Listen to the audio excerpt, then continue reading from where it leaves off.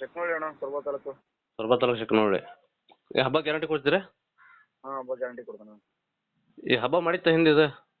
ಹಾಂ, ಹಬ್ಬ ಮಾಡೈತಣ್ಣ. ಫಸ್ಟ್ ಕೊಡೋದು ನಾನು ಮೊನ್ನೆ ಪುತ್ತನಹಳ್ಳಿಯಲ್ಲಿ. ಈ ಸುಳಿಗಳಿಗೆಲ್ಲ ಕರೆಕ್ಟ್ ಅದ?